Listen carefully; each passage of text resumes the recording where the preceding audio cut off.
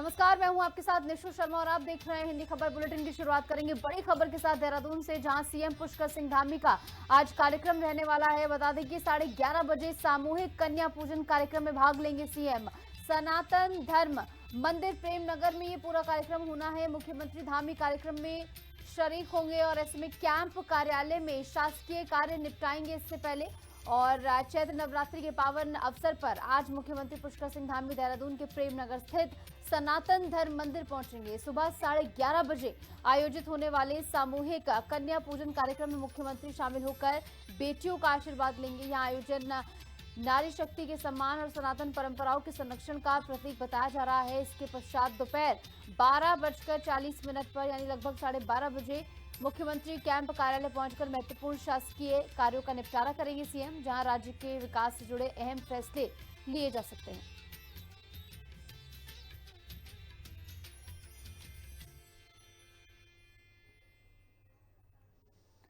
तो सनातन धर्म मंदिर प्रेम नगर में कार्यक्रम का आयोजन होना है। राजधानी देहरादून से बड़ी खबर आपको बता दें, जहां मां कालिका मंदिर में सीएम ने पूजा की है। बताया जा रहा है चैत्र नवरात्र में मंदिर सीएम धामी पहुंचे, पूजा अर्चना उनकी ओर से की गई। बता दें कि प्रदेश की सुख समृद्धि की कामना सीएम ने की है। प्रदेश के विकास के लिए हम पूरी तरह से प्रतिबद्ध, सीएम की ओर से कहा गया। चैत्र नवरात्रि के पावन अवसर पर उत्तराखंड के मुख्यमंत्री पुष्कर सिंह धामी ने देहरादून के पलटन बाजार स्थित मां कालिका मंदिर में विधि विधान से पूजा अर्चना की। सीएम ने प्रदेश की खुशहाली और सुख समृद्धि की कामना करते हुए कहा कि नवरात्रि शक्ति और भक्ति का प्रतीक है। इस दौरान उन्होंने अयोध्या राम मंदिर और केदारनाथ पुनर्निर्माण का जिक्र करते हुए सांस्कृतिक पुनर्जागरण पर जोर दिया। मुख्यमंत्री ने सख्त लहजे में कहा कि राज्य की मूल पहचान और संस्कृति की रक्षा के लिए प्रदेश में जनसांख्यिकी असंतुलन बर्दाश्त नहीं किया जाएगा।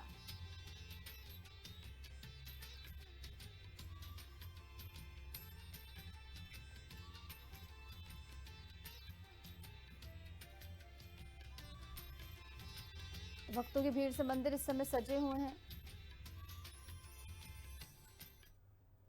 23 मार्च को धामी सरकार के 4 साल पूरा होने पर देहरादून के परेड ग्राउंड में 4 साल बेमिसाल कार्यक्रम का आयोजन हुआ। इस मौके पर सीएम पुष्कर सिंह धामी ने विभिन्न विकास परियोजनाओं का लोकार्पण शिलान्यास किया। कार्यक्रम में अपने संबोधन में मुख्यमंत्री ने कहा कि 4 साल के बाद वो गर्व से कह सकते हैं कि उत्तराखंड के विकास का संकल्प तेजी से सिद्धि की ओर आगे बढ़ रहा है। देखिए खास रिपोर्ट। धामी सरकार के 4 साल पूरे, संकल्प से सिद्धि की ओर बढ़े। बीजेपी बोली 4 साल बेमिसाल, कांग्रेस ने कहा जनता है बेहाल। धामी सरकार के 4 साल पूरा होने के मौके पर प्रदेश भर में जन जन की सरकार 4 साल बेमिसाल थीम पर विभिन्न कार्यक्रम आयोजित किए जा रहे हैं। 23 से 25 मार्च तक आयोजित होने वाले कार्यक्रमों का शुभारंभ परेड ग्राउंड से मुख्यमंत्री पुष्कर सिंह धामी ने किया। इससे पहले मुख्यमंत्री ने भव्य रोड शो कर जनता का आभार जताया। परेड ग्राउंड में आयोजित कार्यक्रम में सीएम धामी ने 401 करोड़ रुपए से अधिक लागत की 74 विकास योजनाओं का लोकार्पण और शिलान्यास भी किया। कार्यक्रम में अपने संबोधन में सीएम धामी ने अपने सरकार की 4 साल की उपलब्धियां गिनाई। मुख्यमंत्री ने कहा कि पहली बार राज्य में G20 जैसे वैश्विक सम्मेलन की बैठकों का सफल आयोजन किया गया। वहीं राष्ट्रीय खेलों का भी भव्य आयोजन हुआ। इतना ही नहीं, पहली बार उत्तराखंड में ग्लोबल इन्वेस्टमेंट समिट का आयोजन हुआ, जिसमें 3.76 लाख करोड़ रुपए से अधिक के निवेश प्रस्ताव मिले, जिनमें से 1 लाख करोड़ रुपए से अधिक के निवेश को धरातल पर उतारा गया। सीएम ने कहा कि प्रदेश सरकार ने समान नागरिक संहिता लागू कर इतिहास रचा। मुख्यमंत्री ने कहा कि अपनी सरकार के 4 साल के कार्यकाल के बाद वो गर्व से कह सकते हैं कि उत्तराखंड के विकास का उनका संकल्प तेजी से सिद्धि की ओर बढ़ रहा है। मुख्यमंत्री ने कांग्रेस पर भी जमकर निशाना साधा। सीएम ने कहा कि कांग्रेस को तो यूसीसी से भी तकलीफ हो रही है। वोट बैंक के चक्कर में कांग्रेस सच्चाई देखना नहीं चाहती। वहीं धामी सरकार के 4 साल पूरे होने पर आयोजित कार्यक्रम पर कांग्रेस ने तंज कसा है। कांग्रेस का कहना है कि प्रदेश की जनता महंगाई, बेरोजगारी, महिलाओं के खिलाफ बढ़ते अपराध, बिगड़ी कानून व्यवस्था और आपदा की मार से त्रस्त है। ऐसे में सरकार किस बात का जश्न मना रही है? इसी मैदान में मैंने जब आप लोगों के समक्ष मुख्य सेवक के रूप में पद और गोपनीयता की शपथ ली थी, और मैंने शपथ लेने के साथ ही ये संकल्प भी लिया था कि जब तक मैं हमारे राज्य में आंदोलनकारियों के पृथक राज्य निर्माण के उद्देश्य को साकार नहीं कर लेता और देवभूमि के गौरव को पुनर्स्थापित नहीं कर लेता, तब तक चैन से नहीं बैठूंगा, तब तक आराम से नहीं बैठूंगा, अनवरत रूप से अपने काम को जारी रखूंगा। आज मैं पूरे संतोष के भाव से, गर्व के भाव से कह सकता हूं कि हम अपने उस संकल्प को सिद्धि तक पहुंचाने में, उस दिशा में हम निरंतर आगे बढ़ रहे हैं। सरकार जो है अपने हाथ से अपनी पीठ थपथपाने का काम करती है। 4 साल ये उत्तराखंड राज्य बेहाल, ये स्थिति इन्होंने 4 वर्ष में करने का काम किया है। सरकार के पास उपलब्धि गिनाने के लिए कुछ नहीं है, इसीलिए वो उन कार्यों को गिनाने का काम कर रही है जिसके माध्यम से सांप्रदायिक सौहार्द तार हो सके। लेकिन हम पूछ रहे हैं भ्रष्टाचार पे सरकार क्या कहना चाहती है, हम पूछ रहे हैं खनन पे सरकार क्या कहना चाहती है। सरकार के 4 साल पूरे होने पर राज्य में 3 दिनों तक चलने वाले विभिन्न कार्यक्रमों का शुभारंभ हुआ है, जिसमें सरकार के कामों को गिनाने के साथ ही जनता की समस्याओं का भी समाधान होगा। सरकार की उपलब्धियां गिनाते ये आयोजन बीजेपी के मिशन 2027 को भी गति देंगे। देहरादून से संवाददाता शुभांगी भट्ट के साथ ब्यूरो रिपोर्ट, हिंदी खबर।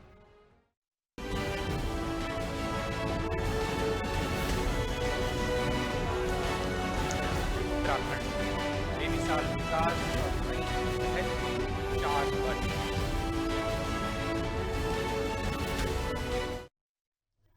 पुष्कर सिंह धामी के नेतृत्व वाली उत्तराखंड सरकार ने सोमवार 23 मार्च को अपने कार्यकाल के 4 वर्ष पूरे होने पर जन जन की सरकार 4 साल बेमिसाल कार्यक्रम के जरिए अपनी उपलब्धियों और भविष्य के विजन को जनता के सामने पेश किया। राजधानी देहरादून के परेड ग्राउंड में आयोजित मुख्य समारोह में मुख्यमंत्री ने सरकार की प्रगति रिपोर्ट पेश करते हुए आर्थिक विकास, सख्त कानूनों, निवेश और बुनियादी ढांचे में हुए बदलावों को प्रमुखता से रेखांकित किया। देखिए रिपोर्ट। उत्तराखंड की धामी सरकार के आज 4 वर्ष सफलतापूर्वक पूर्ण हो गए। आज इस मौके पर देहरादून के अंदर भव्य कार्यक्रम का आयोजन किया गया, जहां मंच से मुख्यमंत्री पुष्कर सिंह धामी ने अपने बीते इन 4 सालों की उपलब्धियां गिनाई। उन्होंने साफ तौर पर कहा कि हमारी सरकार की जो नीतियां थी, सेवा, सुशासन और जन कल्याण, इस पर हमारी सरकार ने काम किया। इसके साथ साथ पर्यटन, शिक्षा, स्वास्थ्य समेत तमाम क्षेत्रों में जिस तरीके से सरकार ने काम किया है, उसकी उपलब्धियां गिनाते मुख्यमंत्री नजर आए। साथ ही कांग्रेस पर भी जमकर निशाना साधा। विकास और संकल्प का 4 साल का सफर। मुख्यमंत्री धामी ने अपने संबोधन में कहा कि 4 वर्ष पहले प्रदेश की जनता ने सभी मिथकों को तोड़ते हुए उन्हें दोबारा सेवा का अवसर दिया था।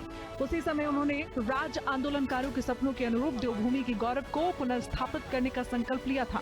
उन्होंने कहा कि आज 4 साल बाद ये संकल्प तेजी से सिद्धि की ओर बढ़ता हुआ दिखाई दे रहा है। उन्होंने नवरात्र के अवसर पर प्रदेशवासियों को शुभकामनाएं देते हुए कहा कि सरकार विकास और विरासत के संतुलन के साथ आगे बढ़ रही है।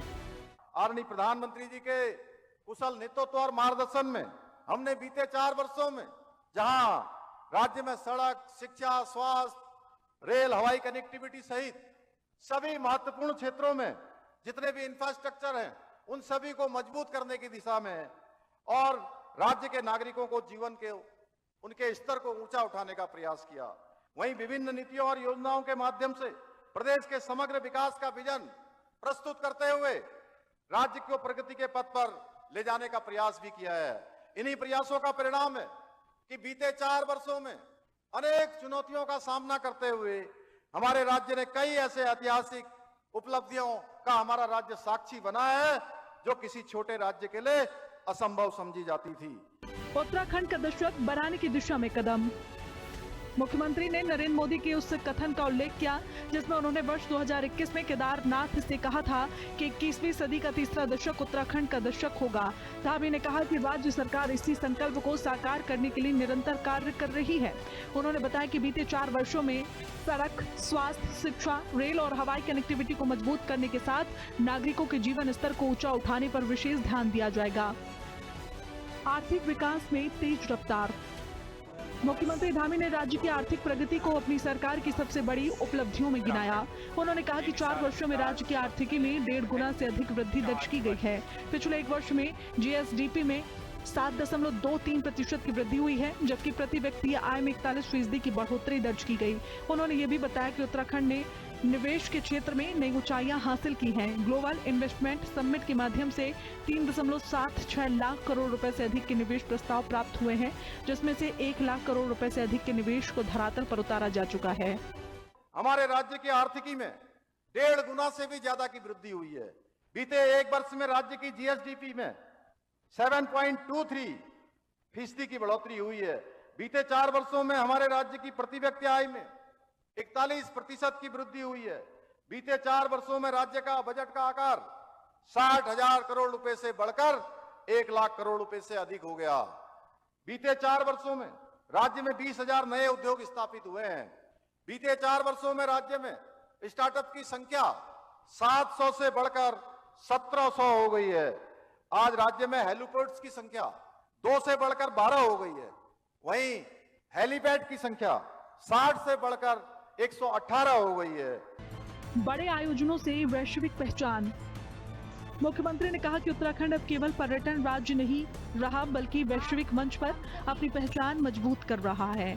पहली बार राज्य में G20 समिट की बैठकों का सफल आयोजन किया गया। इसके अलावा राष्ट्रीय खेलों का भव्य आयोजन भी प्रदेश में हुआ, जिससे राज्य की क्षमता और विस्थापन कौशल का प्रदर्शन हुआ।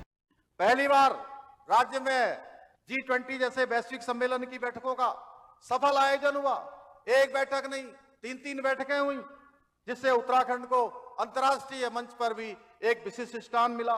पहली बार राज्य में राष्ट्रीय खेलों का भव्य आयोजन हुआ। भाइयों बहनों, इस खेलों के आयोजन ने हमारी खेल प्रतिभाओं को भी आगे बढ़ने का अवसर दिया। जहां 107 पदक जीतकर प्रदेश का गौरव बढ़ाने का काम हमारे खिलाड़ियों ने किया, वहीं अंक तालिका में भी हम 7वें स्थान पर आए, जहां कभी हमारा स्थान 25 से भी अधिक होता था। पहली बार वर्ष भर पर्यटन को बढ़ावा देने के लिए शीतकालीन यात्रा प्रारंभ की गई। सख्त कानूनों से शासन में मजबूती। धामी सरकार ने अपने कार्यकाल में कई महत्वपूर्ण और सख्त फैसले लिए, जिनका उल्लेख मुख्यमंत्री ने प्रमुखता से किया। इनमें सबसे अहम रहा यूनिफॉर्म सिविल कोड का लागू होना। उत्तराखंड इस कानून को लागू करने वाला देश का पहला राज्य बना। इसके साथ ही सरकार ने नकल विरोधी कानून को देश का सबसे सख्त कानून बनाकर युवाओं में भरोसा पैदा किया। धर्मांतरण विरोधी कानून को और कठोर किया, जबकि भ्रष्टाचार के खिलाफ जीरो टॉलरेंस नीति अपनाते हुए सैकड़ों अधिकारियों और कर्मचारियों पर कार्रवाई की गई। अतिक्रमण और पारदर्शिता पर फोकस। मुख्यमंत्री ने कहा कि सरकार ने अतिक्रमण के खिलाफ बड़े पैमाने पर अभियान चलाकर 9,000 एकड़ से अधिक सरकारी भूमि को मुक्त कराया है। इसके अलावा खनन क्षेत्र में ई नीलामी और तकनीकी निगरानी के जरिए पारदर्शिता बढ़ाई गई, जिससे राजस्व में उल्लेखनीय वृद्धि हुई। महिला सशक्तिकरण और रोजगार। धामी सरकार ने महिला सशक्तिकरण को प्राथमिकता देते हुए सरकारी नौकरियों में 30% आरक्षण लागू किया। लखपति दीदी और स्वरोजगार योजनाओं के माध्यम से महिलाओं को आत्मनिर्भर बनाने की दिशा में काम किया गया। सामाजिक और सांस्कृतिक पहचान को मजबूती। मुख्यमंत्री ने कहा कि हाउस ऑफ हिमालयाज जैसे प्रयासों के माध्यम से स्थानीय उत्पादों को राष्ट्रीय और अंतर्राष्ट्रीय बाजार से जोड़ा जा रहा है। इससे ग्रामीण अर्थव्यवस्था को मजबूती मिल रही है और स्थानीय उद्यमों को नए अवसर मिल रहे हैं। निष्कर्ष, विकास और विरासत का मॉडल। अपने संबोधन के अंत में मुख्यमंत्री धामी ने कहा कि उनकी सरकार पारदर्शिता, सुशासन और जन कल्याण के सिद्धांतों पर काम कर रही है। उन्होंने भरोसा जताया कि उत्तराखंड आने वाले वर्षों में देश के अग्रणी राज्यों में शामिल होगा। 4 साल पूरे होने पर आयोजित कार्यक्रमों के जरिए सरकार ने संदेश देने की कोशिश की वो विश्वास और विरासत के संतुलन के साथ राज्य को नई ऊंचाइयों तक ले जाने के लिए प्रतिबद्ध हैं।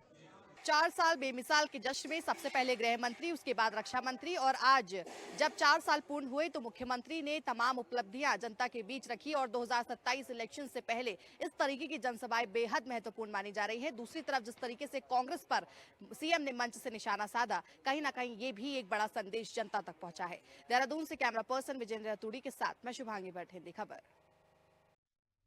तो वहीं उत्तराखंड में धामी सरकार के 4 साल पूरे होने पर जन जन की सरकार 4 साल बेमिसाल कार्यक्रम की धूम रही। प्रदेश के सभी जनपदों में भव्य आयोजन किए गए, जहां सूचना विभाग के विकास पुस्तिका संकल्प से सिद्धि का विमोचन हुआ। देहरादून से मुख्यमंत्री पुष्कर सिंह धामी के संबोधन का लाइव प्रसारण किया गया। कार्यक्रमों में विभिन्न विभागों ने स्टॉल लगाकर पात्र लाभार्थियों को मौके पर ही चेक, कृषि यंत्र और महालक्ष्मी किट वितरित किए। प्रभारी मंत्रियों और विधायकों की मौजूदगी में हजारों लोगों ने सरकार की जन कल्याणकारी योजनाओं का लाभ उठाया।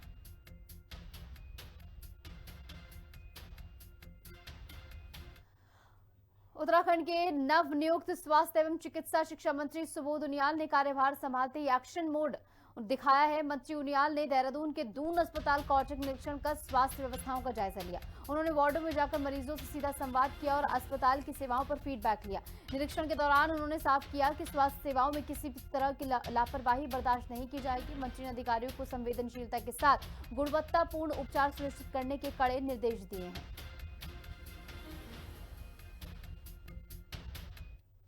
उत्तराखंड के कृषि एवं उद्यान मंत्री गणेश जोशी ने एप्पल मिशन को लेकर कड़ा रुख अपनाया है। देहरादून स्थित कैंप कार्यालय में विभागीय अधिकारियों के साथ हुई बैठक में उन्होंने निर्देश दिए हैं कि सेब की अति सघन बागवानी योजना के तहत स्वीकृत 2,925 लाख की धनराशि का वितरण 31 मार्च से पहले हर हाल में सुनिश्चित किया जाए। इस योजना से प्रदेश के 1264 किसानों को सीधा लाभ मिलेगा। मंत्री जोशी ने स्पष्ट किया कि बजट आवंटन में किसी भी तरह की देरी बर्दाश्त नहीं होगी और किसानों के खातों में समय पर राज्य सहायता पहुंचनी चाहिए।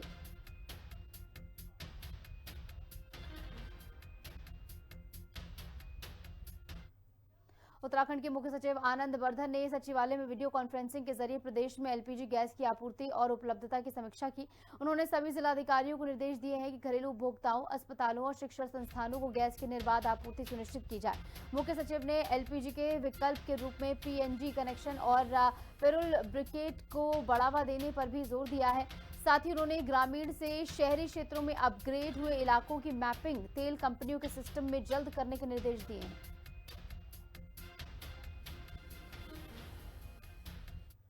उत्तराखंड में 2027 के विधानसभा चुनाव से पहले सियासत गर्मा गई है। 2022 में मुस्लिम यूनिवर्सिटी के मुद्दे पर मिली हार से सबक लेते हुए कांग्रेस अब हर कदम फूंक फूंक कर रख रही है। हाल ही में सोशल मीडिया पर पूर्व सीएम हरीश रावत के नाम से वायरल हुए एक विवादित पोस्ट ने नया सियासी तूफान खड़ा कर दिया। रावत ने इसे भाजपा की मक्कारी और झूठ का एजेंडा करार दिया है। वहीं भाजपा का कहना है कि चुनाव नजदीक आते कांग्रेस डर के कारण स्पष्टीकरण दे रही है।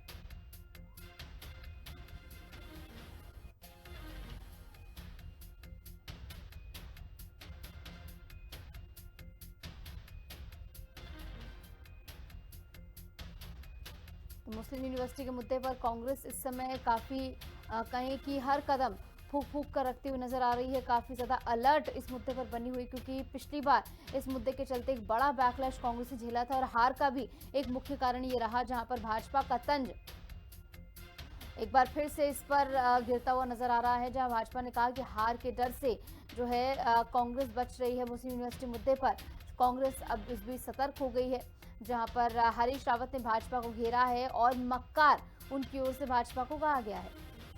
सोशल मीडिया पोस्ट के जरिए सूबे की सियासत अब कहें कि भड़कती हुई यहाँ पर नजर आ रही है। हम कभी इस तरीके के संकीर्णता हमारी सोच का हिस्सा नहीं, और यदि कहीं भी उदारता दिखाई जा रही है तो हमने हमेशा, क्योंकि वो हमारी भारतीय संस्कृति के निकट है, उदारता हमारी भारतीय संस्कृति का गहना है, तो कोई कहीं भी यदि संकीर्णता दिखाई जाती है तो मैं हमेशा उसकी आलोचना करता हूँ। हरीश रावत जी अमूमन ऐसी पोस्टें डालते ही हैं, लेकिन राजनीतिक गुणाभाग के हिसाब से उनको उसका खंडन करना पड़ रहा है। कहीं न कहीं देखिए, जहाँ जब आग लगती है तो धुआं वहीं उठता है। कहीं न कहीं से पोस्ट उन्हीं के नाम की आई होगी या उन्हीं के समर्थकों ने या उन्होंने स्वयं डाली होगी, तभी तो वो पोस्ट पड़ी होगी। और जहाँ तक मुकदमा लड़ने की बात है या मुकदमा करने की बात है, केस करने की बात है, मानहानि करने की बात है, ये उनका अपना निर्णय है, वो मानहानि करें, कुछ करें। लेकिन अमूमन ऐसे मामलों में हरीश रावत जी का नाम तो चर्चा में रहता ही रहता है। देहरादून के लोक भवन में बिहार दिवस का भव्य आयोजन किया गया, जिसमें राज्यपाल लेफ्टिनेंट जनरल गुरमीत सिंह ने शिरकत की। इस अवसर पर बिहारी महासभा के कलाकारों ने बिहार की समृद्ध संस्कृति, विरासत और लोक नृत्य की मनमोहक प्रस्तुतियां भी पेश की। राज्यपाल ने अपने संबोधन में बिहार को अध्यात्म की और ज्ञान की धरती बताते हुए एक भारत श्रेष्ठ भारत की भावना पर जोर दिया। उन्होंने कहा कि नालंदा से लेकर आधुनिक प्रशासन तक देश के विकास में बिहार का योगदान अतुल्य और ऐतिहासिक रहा है।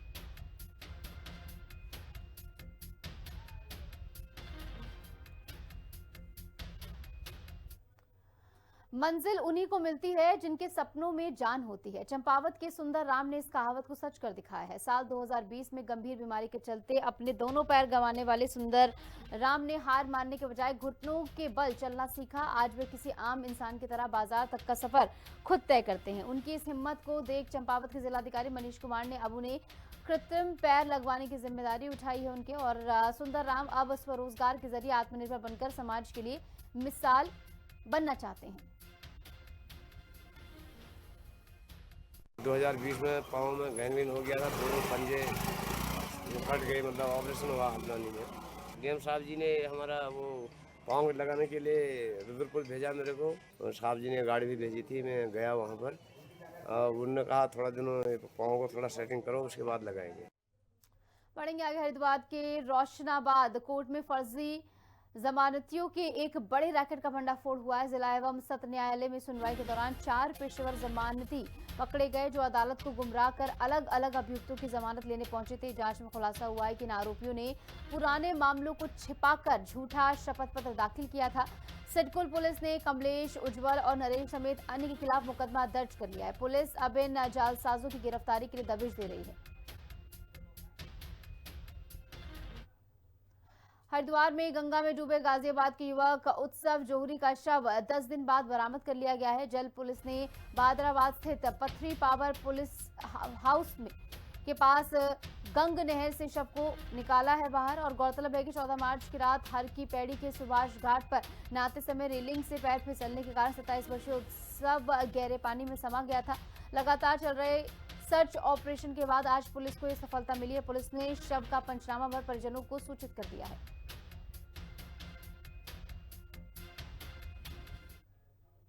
बढ़ेंगे आगे। चैत्र नवरात्रि के पावन अवसर पर गंगोत्री धाम में मौसम ने करवट ली है। ऊंचाई वाले इलाकों में भारी बर्फबारी के बाद पूरा धाम सफेद चादर में लिपटा नजर आ रहा है। कपाट खुलने में अभी 1 माह का समय शेष है, लेकिन कड़ाके की ठंड के बावजूद श्रद्धालुओं का जोश कम नहीं हुआ।